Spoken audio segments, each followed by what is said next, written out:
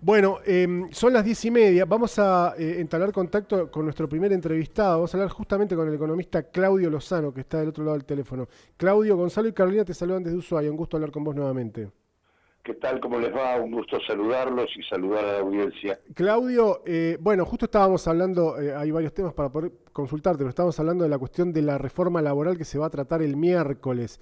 ¿Cuál es tu diagnóstico o tu mirada respecto de este proyecto que aparentemente el oficialismo tendría los votos, aunque tal vez muy justo, pero tendría los votos en el Senado por lo menos para avanzar? Bueno, mi visión es que estamos frente a un intento de tratar de consagrar institucionalmente un mercado laboral que profundice la falta de derechos del conjunto de quienes trabajan.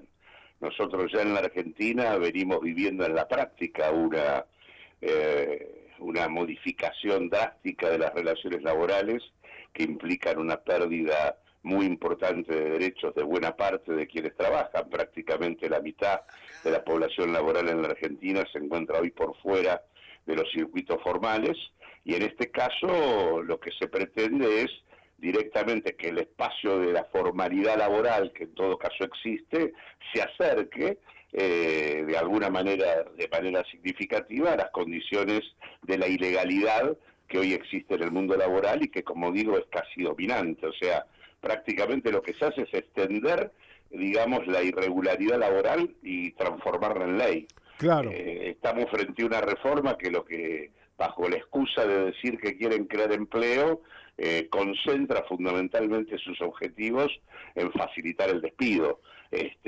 Con lo cual, bueno, claramente denuncia a partir de allí que lo que está en discusión acá es tratar de consolidar dos maneras de integrarse en el mundo laboral. Uno, la forma factura, que es la que ya está puesta en curso a través del denominado monotributo, que implica que uno ya no es un trabajador asalariado, sino un prestador de servicios y consecuentemente carece de derechos laborales, y que en todo caso, por lo tanto, participa o no de la actividad económica según las necesidades que tenga, en el caso, la empresa, y por otro buscar mecanismos que reduzcan completamente los costos de contratación de los trabajadores para que el trabajador asalariado se transforme en una suerte de asalariado interino, que en todo caso pueda ser incorporado o expulsado del circuito de la propia firma en función de los niveles de actividad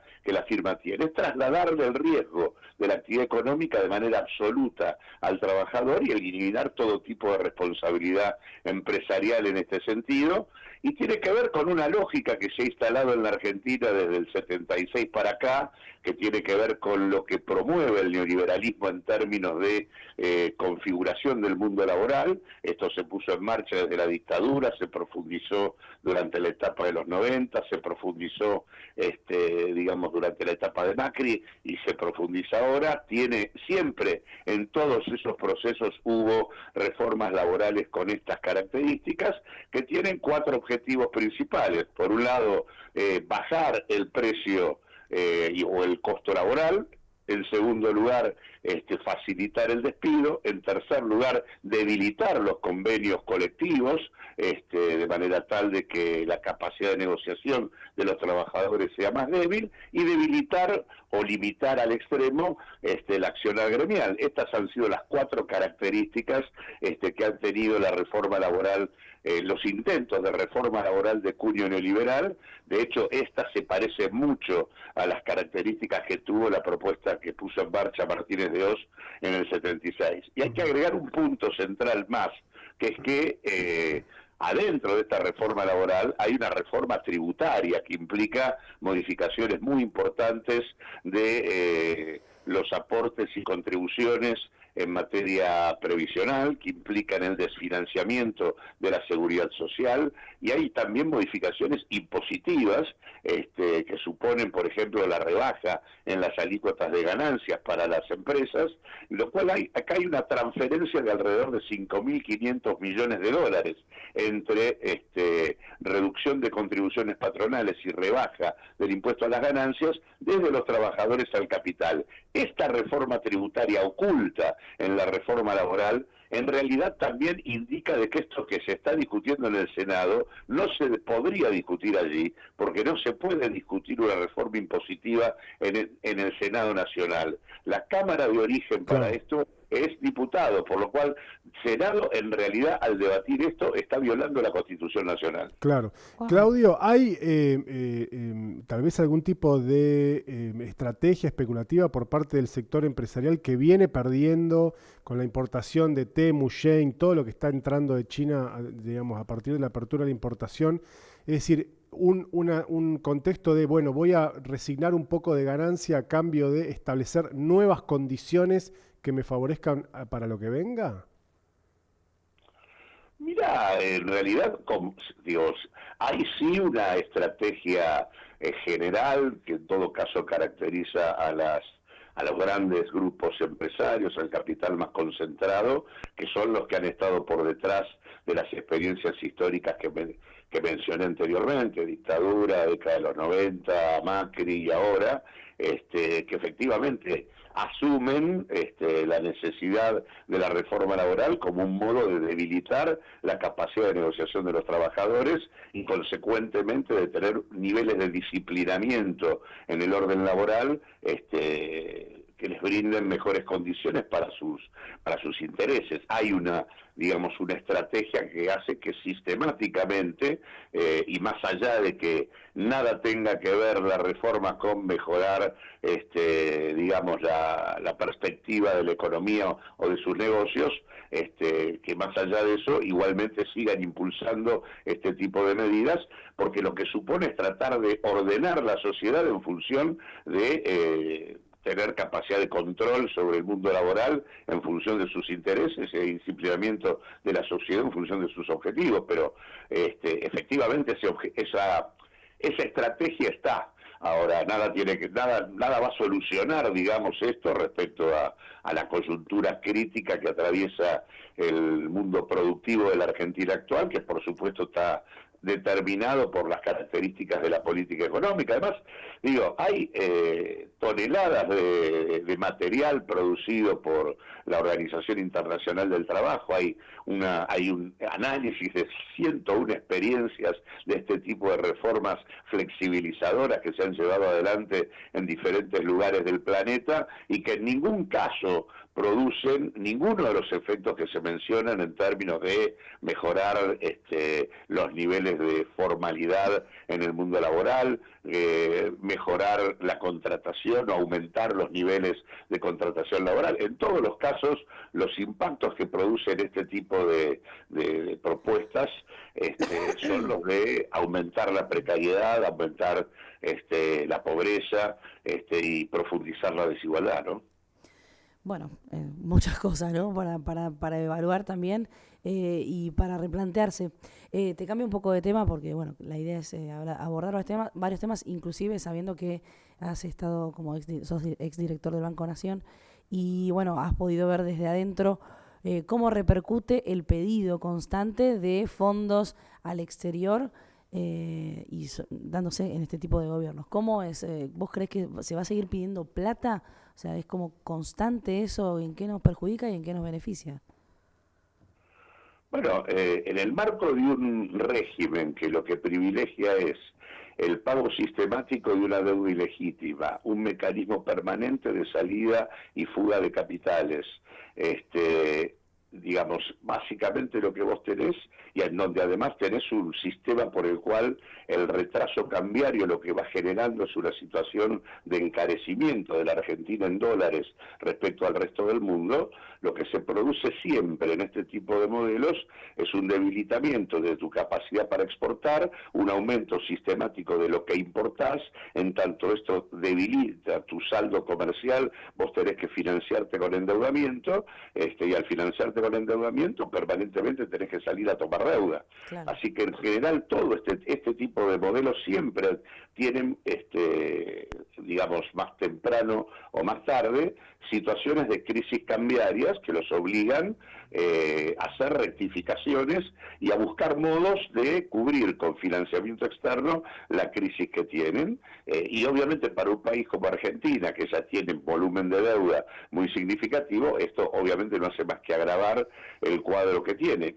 De hecho, en realidad estamos hablando y digamos, si seguimos conversando de la política económica o incluso del gobierno de Javier Milei, es porque, digamos, las sistemáticas crisis que ha tenido esta política se han resuelto de esta manera, digamos.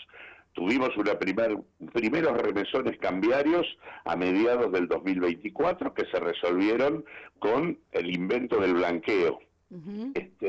Agotado lo que el blanqueo permitió, volvimos a tener situaciones de crisis cambiarias a partir de febrero-marzo del 2025 y esto se resolvió con una nueva asistencia financiera que amplió el crédito del fondo, viabilizado por la administración norteamericana, Claro. Que fue el ingreso de cerca de 20.000 millones de dólares.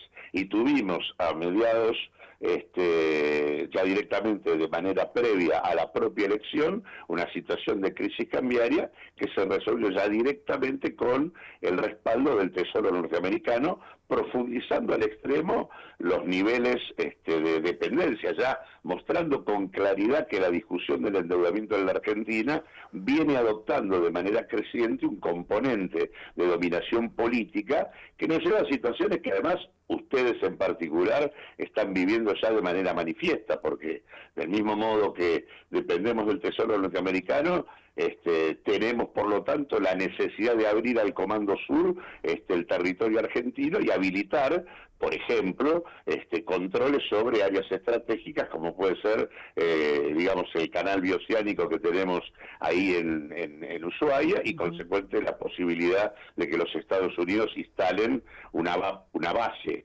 de presencia concreta en la zona, de manera tal de tener control sobre ese canal estratégico y al mismo tiempo tener injerencia directa en la discusión de los intereses del continente antártico. Así que en este sentido, digamos, ya de manera muy desembosada, diría desde el crédito que el fondo le otorgó a Mauricio Macri de más de 50.000 millones de dólares, también en ese momento por vía de la intervención de la administración Trump en favor del gobierno argentino, de ahí en adelante la intervención del fondo y el problema de la deuda adquirió ribetes de carácter absolutamente políticos que tienen que ver con un modo de tratar de controlar el rumbo de la Argentina de manera tal de que la influencia china en la región y en particular en nuestro país no se profundice e incluso se reduzca. Y esto se lleva al extremo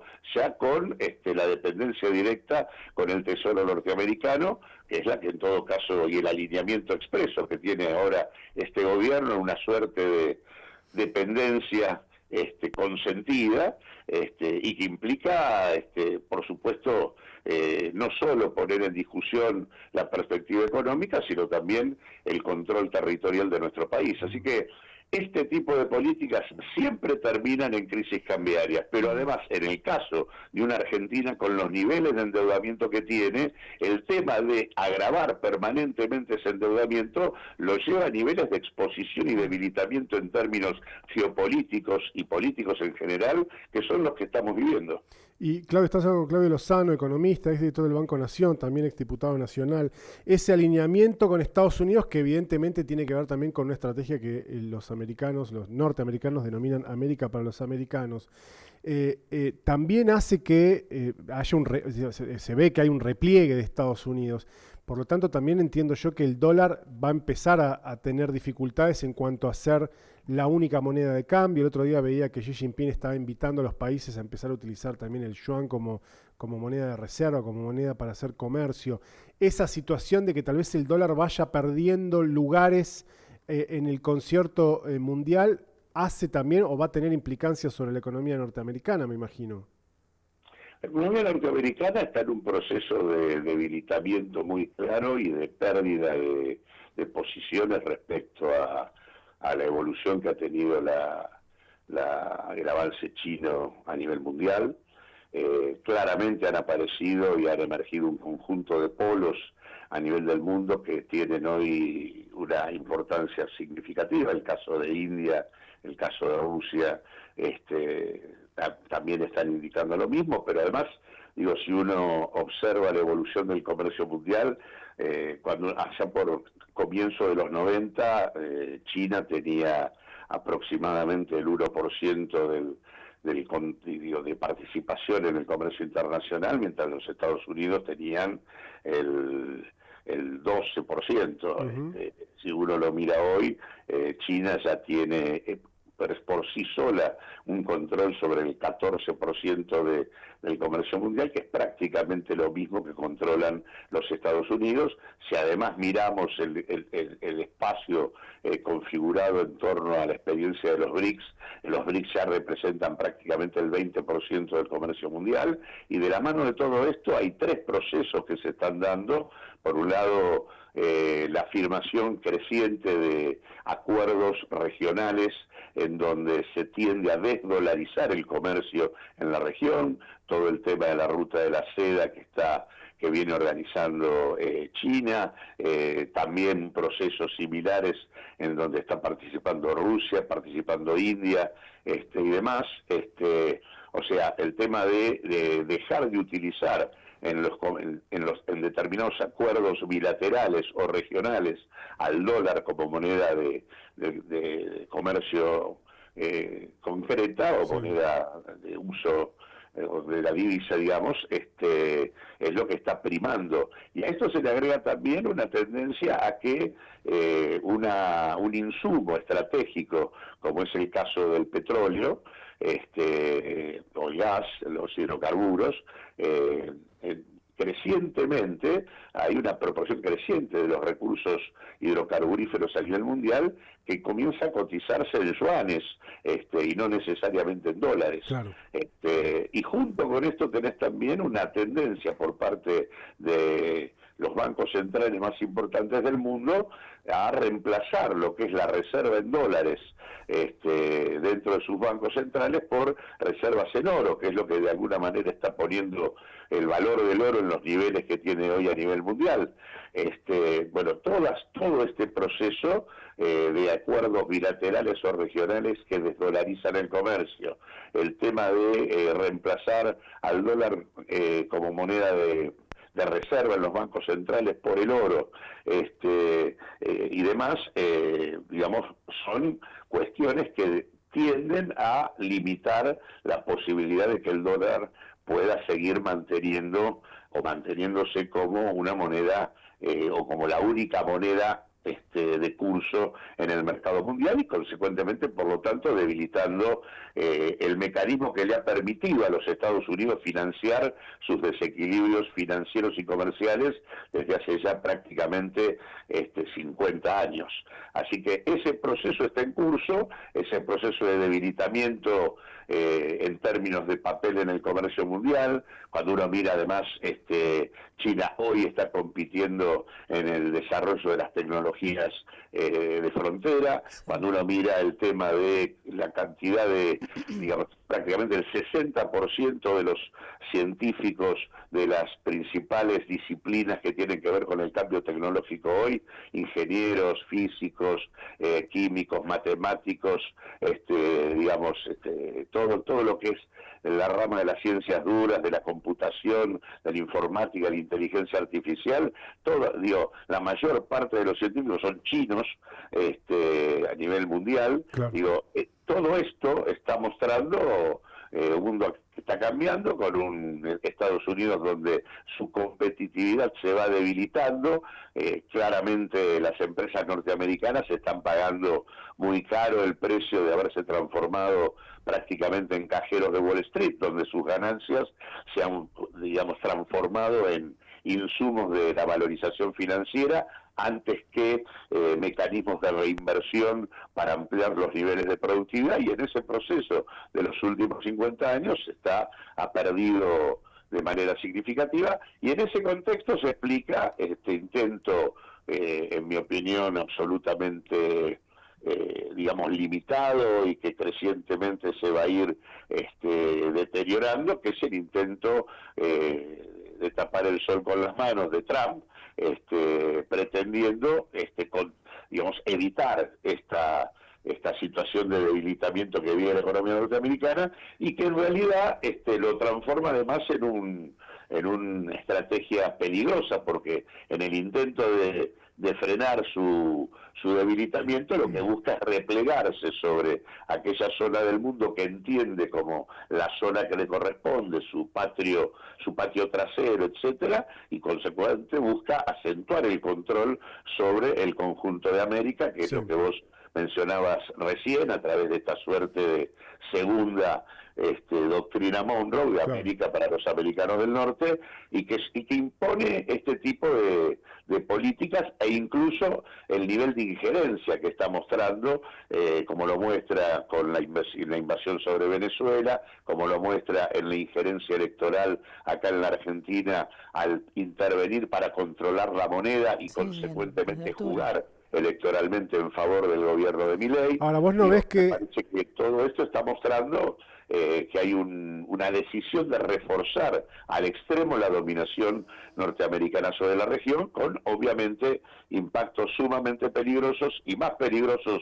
aún para un país que hoy está gobernado por una experiencia oligárquica encabezada por esta camarilla que comanda Milei, y que efectivamente no hace otra cosa que saludar, digamos, la incorporación de los Estados Unidos en el control de la Argentina. ¿Vos no ves que esa estrategia de Estados Unidos está de alguna manera acordada también con China y con Rusia, con India, pero fundamentalmente con Rusia y con China? ¿Como de dividirse el mundo? Me parece que hay una estrategia, digamos, acá hay un proceso de competencia. Creo que la estrategia china no supone borrar del mapa a los Estados Unidos, sino limitar, digamos, su capacidad de control a nivel mundial y afirmar un nivel de multipolaridad mayor, donde ellos, por otra parte, ocupan un papel esencial.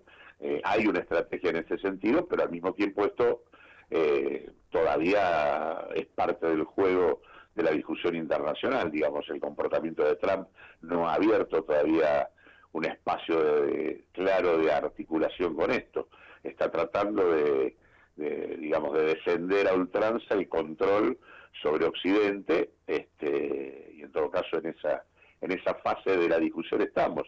Pero ciertamente la estrategia china no es una estrategia de llevarse, por lo menos ahora, tener un control absoluto sobre todo el planeta, sino que en todo caso se reconozca la situación de multipolaridad que está teniendo el mundo hoy en términos comerciales, financieros y tecnológicos, ¿no?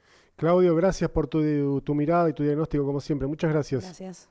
No, al contrario, gracias a usted por llamarme. Hasta luego. Hasta luego. Claudio Lozano, economista, exdirector del Banco Nación, también exdiputado nacional, integrante de Unidad Popular, planteando, hablamos un poquito de la cuestión de la reforma laboral, pero también nos interesaba porque habíamos visto por allí una entrevista de él hablando un poco de lo que tiene que ver con la discusión internacional, el comercio, el dólar, Estados Unidos, la hegemonía, la contrahegemonía, todas esas cosas divertidas. La deuda.